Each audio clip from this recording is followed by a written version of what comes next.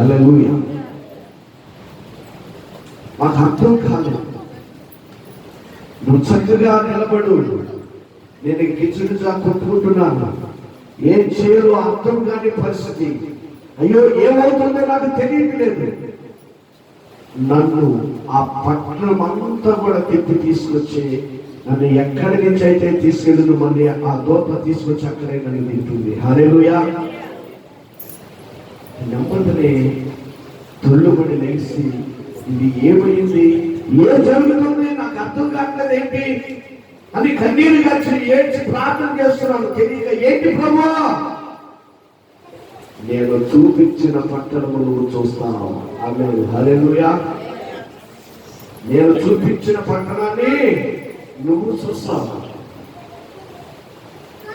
నేను ప్రభువా టీకానా లేనివాడిని, నా దగ్గర ₹1 లేనివాడిని, జరుగుబాటే లేనివాడిని నేను ఎలా చూడగలుగుతాను అనుకున్నాను. ఆయన ఇచ్చిన దర్శనం నెరవేర్చే దేవుడు ఆయన.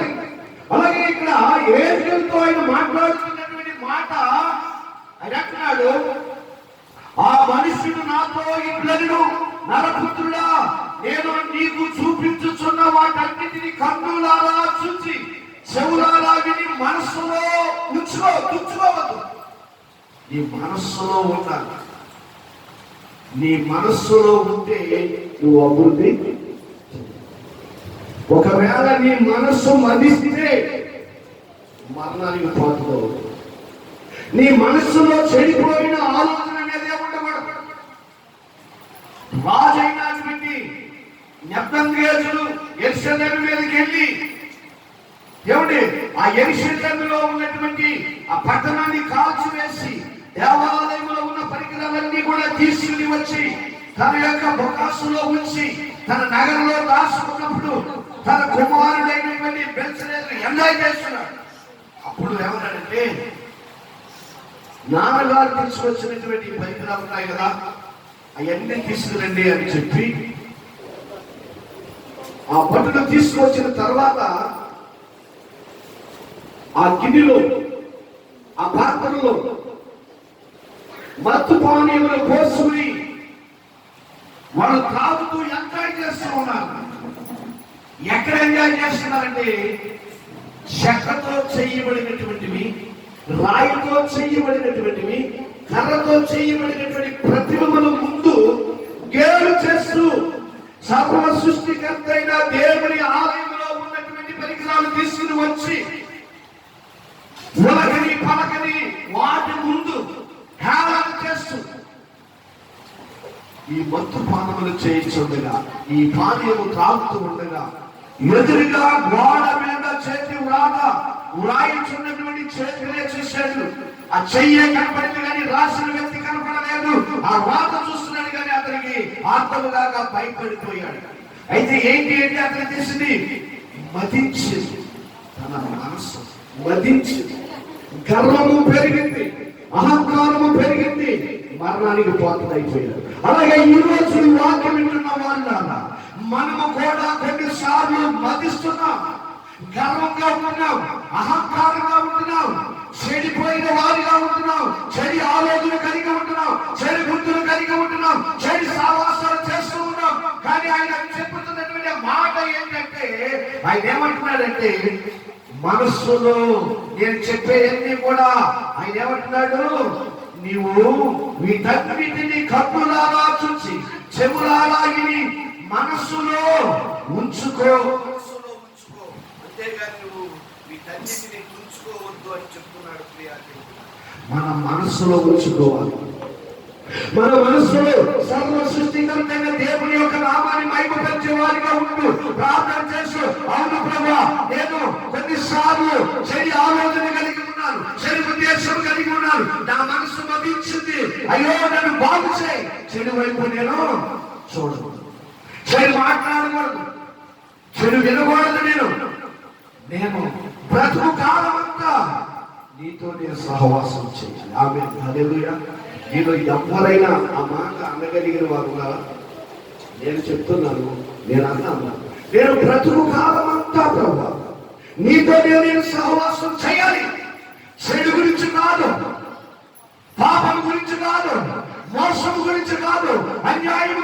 కాదు, అక్రమం గురించి కాదు. నేను బ్రతుకు కాలం అంతా నీతోనే సహవాసం చేయాలి. తిన్నా తినకపోయినా, ఉన్నా లేకపోయినా, ఎవరు నన్ను అవమానపరిచినా, ద్వేషించినా, దూషించినా, నిందించినా, బాధ పెట్టినా, తిట్టినా, కట్టినా, ఏది జరిగినప్పటికీ కూడా మరణం వరకు నమ్మకంగా నేను పని చేయడానికి, నీతో కలిసి నేను ఉండటానికి నాకు జ్ఞానం ఇచ్చినట్టు నిలబెట్టు ప్రభు అని చెప్పి నేను ప్రార్థన చేస్తూ ఉన్నాను. హల్లెలూయా.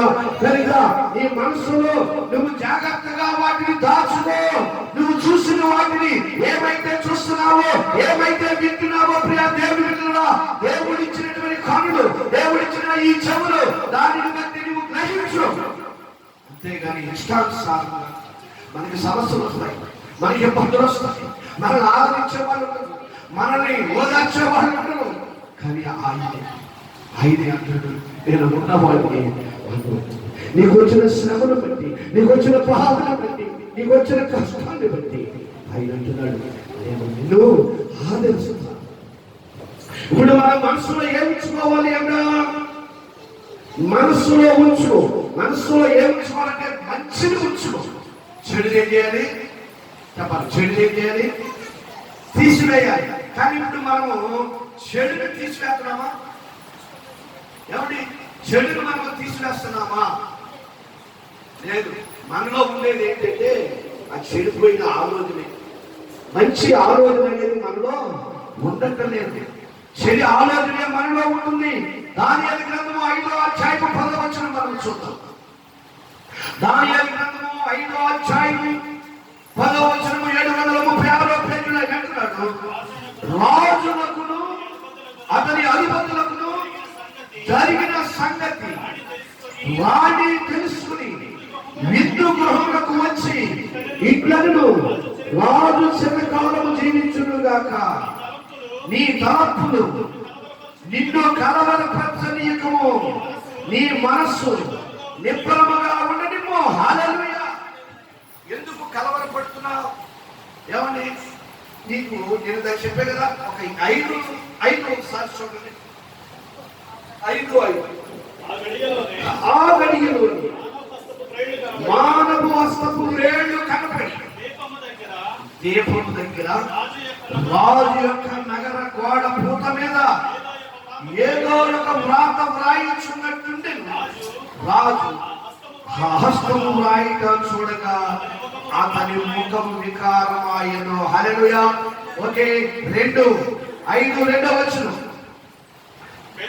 బెల్షస్సరు ద్రాక్షారసము త్రాగుచుండగా తానును తన అధిపతులను, తన రాణులను, తన ఉపపత్నులను వాటిలో ద్రాక్షారసము పోసి త్రాగునట్లుగా తన తండ్రియగు నెబుకద్నెజరు యెరూషలేములోని ఆలయములో నుండి తెచ్చిన వెండి బంగారు పాత్రలు తెమ్మని ఆజ్ఞయించెను.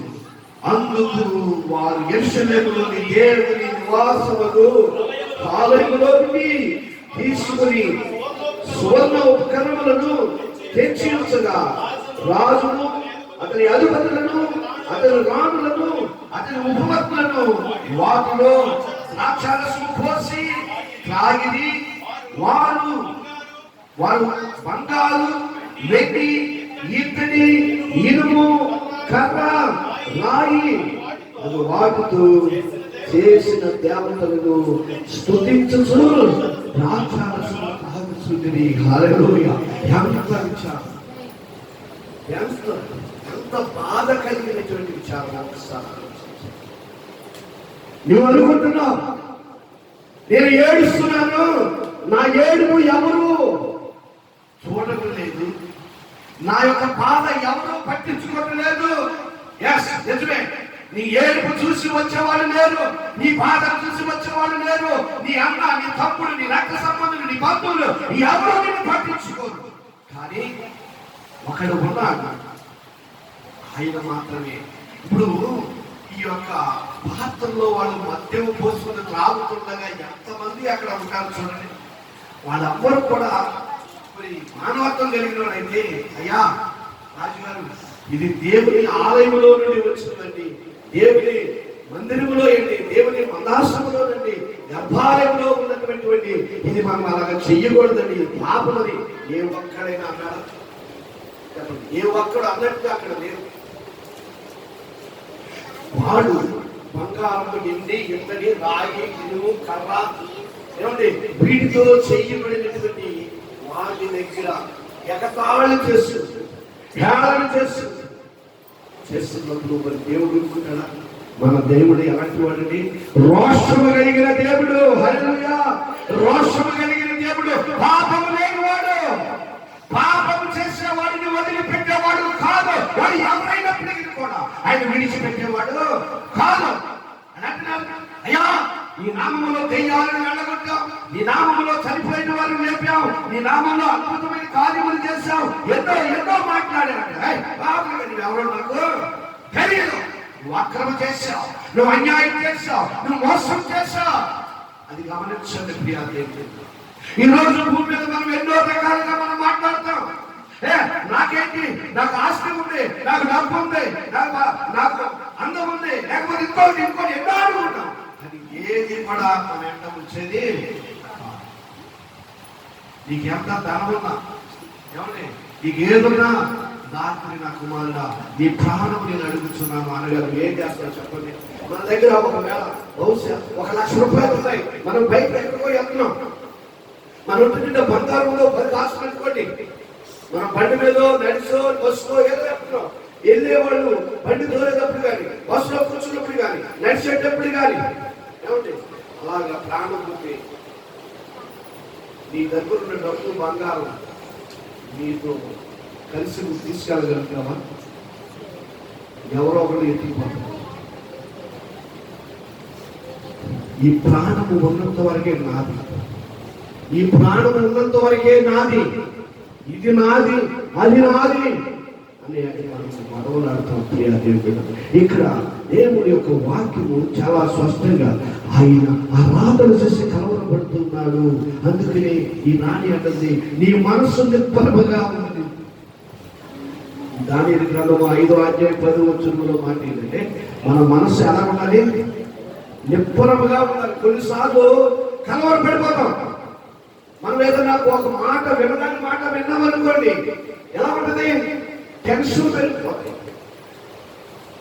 ఆ టెన్షన్ లో ఏం మాట్లాడతామో కూడా ఓ సహోదరి తన భర్త ఉద్యోగం, నెలకు 1,00,000 రూపాయలు, దేవుడు నమ్ముకున్నారు, భక్తి కలిగి ఉన్నారు, భయం కలిగి ఉన్నారు, ప్రార్థన అనుభవం కలిగి ఉన్నారు, ఎంతో అన్యోన్య సహవాసము కలిగినటువంటి కుటుంబం ఉన్నటువంటి డ్యూటీకి వెళ్ళినప్పుడు తన భర్త ప్రాణము వదిలేశారు. హల్లెలూయా!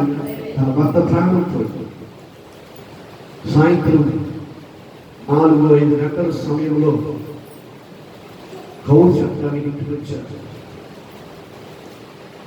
భార్య గుమ్మం దగ్గర కూర్చుని చాకలో బియ్యం వేసుకుని రాళ్ళు ఒడ్డిగింజలు వేసుకుని ఏడుకుంటూ కూర్చున్నారు. రూమ్లో నుంచి ఆ ఆఫీస్ నుంచి ఇద్దరు వ్యక్తులు వచ్చినప్పుడు, అమ్మా అన్నయ్య, ఏంటి అన్నయ్య గారు బాగున్నారా? బాగానే ఉన్నామమ్మా. ఏంటి వాళ్ళని మీరు వచ్చారంటే, మేము ఒక మాట చెప్తామమ్మా, నువ్వేమనుకోవుగా, ఏమనుకుంటా చెప్పండి. ఆయన ఇక లేరు, ఎందుకు లేడు? ఆయన మరణించారు. హల్లెలూయా! ఆయన మరణించారు. 5 నిమిషాలు మౌనంగా ఉండిపోయి ఆ వచ్చిన వ్యక్తులతో అన్నారు, మా ఆయన్ని నేను కలుసుకుంటాను. ఏముందండి? మా ఆయన్ని నేను కలుసుకుంటాను. ఎక్కడ కలుసుకుంటానండి? ఏదో ఒక రోజు నాడు నేను ఎలా కదండి అక్కడ నేను నమ్మిన దేవుడు పరలోకమంటున్నాడు. మా కొరకు ఆయన సిద్ధపరిచినటువంటి గృహంలో ఆ నివాసం ఉండడానికి నాకంటే ముందుగా వెళ్ళాడు. నేను కూడా ఇక్కడికే వెళ్తాను. ఆ ఏ విధమైన కలత లేదు. హల్లెలూయా! అంటే ఆవిడ మనసులో బాధ ఉండొచ్చు, దుఃఖం ఉండొచ్చు, కానీ అది బయట పడలేదు. కానీ ఆ వచ్చిన వ్యక్తిని ఎవరు అంటే ప్రభుని ఎరగనటువంటి బిడ్డలు తల్లి అయిపోయారు. ఈ వీలుగా జరిగిన సంగతే తల్లి అయిపోయి వాళ్ళు అనుకున్నారన్న అసలు ఎంత ధైర్యము వీటికి ఎలా వచ్చింది? ఇంత ధైర్యం ఎవరు వచ్చారు అంటే మనము నమ్మిన దేవుడు మనకిచ్చే ధైర్యము. హల్లెలూయా. అంతేగాని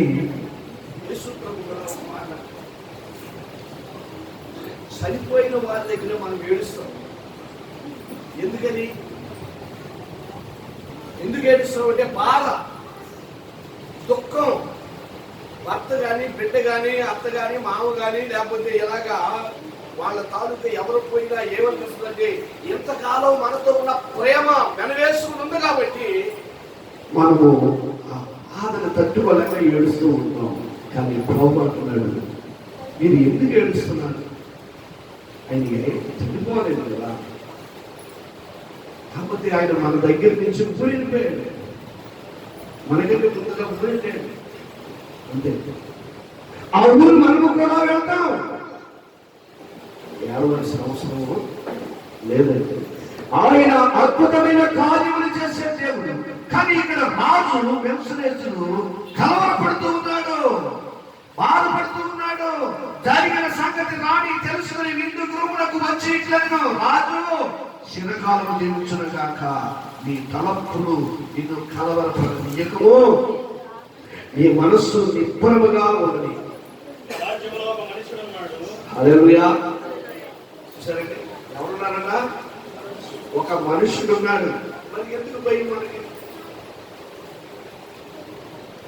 ఆయన మీద మనం ఆధారపడదాం.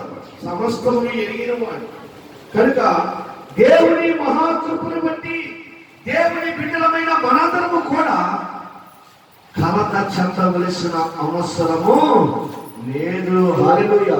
2 కొరింథీయులకు రాసిన పత్రిక 11వ అధ్యాయం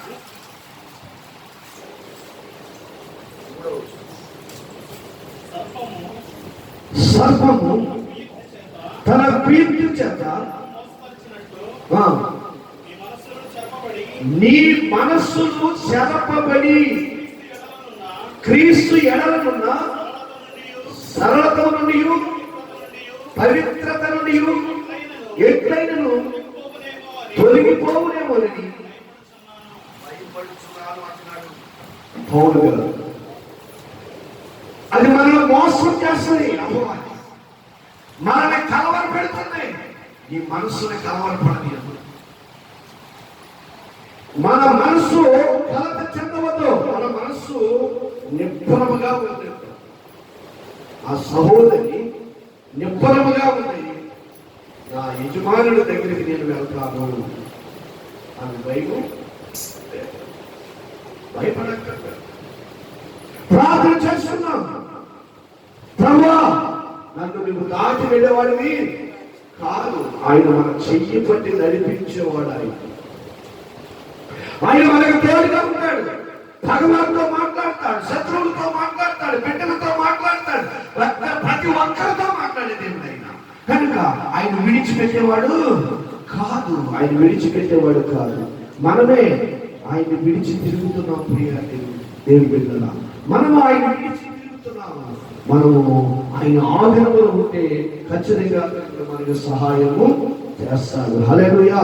కనుక దేవుని మహాకృపను బట్టి ఒకసారి 1 తిమోతికి రాసిన పత్రిక 6వ అధ్యాయం 5వ వచనం.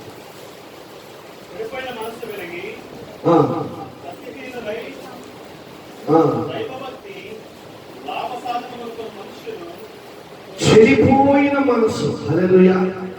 మనకు కావాల్సిన ఒక మనసు. ఇప్పుడు మన మనసు ఎలాంటిదంటే చెడిపోయినటువంటిది. చాలా సార్లు మనం ఇరుగు పొరుగు వారితోనో, బంధువులతోనో, వదులతోనో, తోడుకోవడంతోనో, అత్తగారితోనో, మామగారితోనో, తల్లితోనో చాలా మంది అసభ్యకరమైన మాటలు మాట్లాడుతూ ఉంటారు. కొంతమంది పిల్లలు ఏమైనా చెడిపోయి మాట్లాడుతున్నారు అంటే ఎమర్జెన్సీగా వచ్చేస్తా. చెడిపోయిన మనసు ఎలాంటిదంటే దుర్బుద్ధి కలిగినటువంటిది. ఎదుటి వారిని ఇబ్బంది పెట్టేది, ఎదుటి వారిని కష్టపెట్టేది, ఎదుటి వారిని బాధ పెట్టేది. అలాంటి మనం తీసివేయాలి. మనలో ఉండేవాడు మంచి ఆలోచన, మంచి ఉద్దేశం కలిగి మనం ఉండాలి. మనం దేవుని బిడ్డలం. దేవునితో సహవాసం చేయాలి, మనుషులతో కాదు. మనుషులు మోసగిస్తూ ఉంటారు, మనుషులు మాయ మాటలు చెప్తారు, కనుక నువ్వు ఎక్కువగా దేవుని మీద ఆధారపడు. దేవుని బిడ్డగా జీవించు, అప్పుడు దేవుడు నిన్ను కాపాడుతాడు. దేవుడు నిన్ను విడిచిపెట్టేవాడు కాదు, ఆయన నిన్ను దాటి వెళ్ళేవాడు కాదు. నిన్ను కాపాడేవాడు కునుకడు, నిద్రపోడు. హల్లెలూయా. కునుకకయన్నడు నిద్రించక, కను పాప వలె నన్ను కాపాడినావు. కునుకక నిద్రించక, కను పాప వలె నన్ను కాపాడినావు. కాపరివైనా నీ మరుతలో, కాపరివైనా నీ మరుతలో, నేనే భక్తుడు చున్నానయ్యా, నేనే భక్తుడు. రక్షణమైన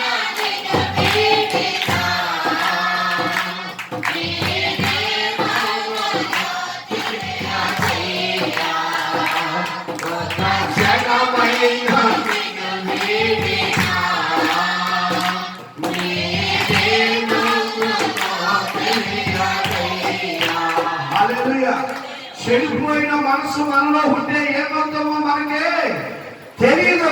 ఒకవేళ మనల్ని ఎవరైనా బాధ పెడుతున్నారని చెప్పి నీవు చెడు ఆలోచన చేస్తావేమో, జాగ్రత్త. దేవుడు తీర్పు వాళ్ళగా నీకిస్తాడు. మన తోటి వారిని, మన పక్క వారిని ఒకవేళ మనం నిందిస్తే తీర్పు మనకే వస్తుంది, వాళ్ళకి కాదు. నువ్వు మౌనంగా ఉండు, తీర్పు వాళ్ళకి. క్షణాల మీదుగా దేవుడు తీర్పిస్తాడు. మనలో లోపం ఉండదు. నీ మనస్సు పరిశుద్ధంగా ఉండాలి, అంతేగాని మదించినట్టుగా ఉండదు. పరిశుద్ధుల మనస్సు మదించింది కాబట్టి ఆ గోడ మీద చేతి రాత ఏమంటే మెనే టెంగే. హల్లెలూయా. హెబ్రీ భాషలో రాయబడి ఉన్నది. దాన్ని చూశాడు, కలవరపడిపోయాడు, పడిపోయాడు. ఆ మనుషులని కనుగొన్నారు, మనుషులను తీసుకొచ్చి చెప్పారు. ప్రియా దేవుని బిడ్డలారా, దాని భావము తెలుసుకున్నారు. ఈరోజు భావము తెలుసుకోవాలని ప్రార్థన చేయి, దేవుడు నిన్ను కాపాడుతాడు. ఒకవేళ ఒక క్షణమైన సరే నువ్వు ఆయన వదిలిపెడితే నీవు ఏమవుతావో ఆలోచించు. ఆయన దాటి వెళ్ళేవాడు కాదు, ఆయన విడిచిపెట్టేవాడు కాదు. కొన్నిసార్లు మనం అనుకుంటాం, అయ్యో నా బ్రతికేంటి, అయ్యో నా జీవితం ఏంటి అనుకుంటున్నావేమో. ఆయన ఆదరించే దేవుడు, కాపాడే దేవుడు.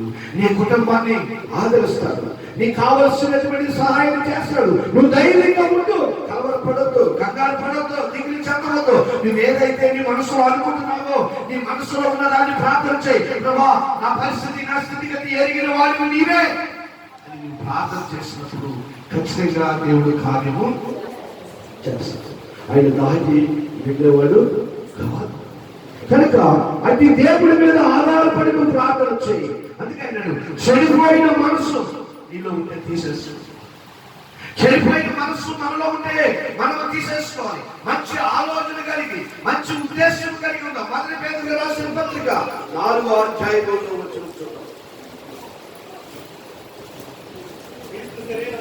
క్రీస్తు శరీరమందు శ్రమపడును కనుక మీరును అటు మనసు ఆయుధముగా ధరించుకోండి. హల్లెలూయా. ఎలాంటి మనసు మనకు కావాలి? క్రీస్తుకి ఏ మనసు ఉందో ఆ మనసు. అందుకే క్రీస్తు ఏమంటే, నాలో పాపం ఉందని మీరు ఎవరైనా ఉంచగలరా, చూపించగలరా? మేము పాపం చేశారని మనమైతేనా? మన మాటలు, మన చూపులో, మన తలపులో, మన ఆలోచనలో, మన నడకలో, మన పడకలో, మన బుద్ధులో, మన కోరికలో, మన తిండిలో, ఏమండి ప్రతి ఒక్క దాంట్లో పాపం తాగే పాపము లేనివాడు. హల్లెలూయా. అలాంటి వాడిని నమ్మిన మనం ఎలా ఉండాలి చెప్పండి? ఎలా ఉండాలి? రే, మీరు తండ్రి పేరు నిలబెట్టాడు. మన తండ్రి ఆయనే కదా, మన తండ్రి ఆయనే.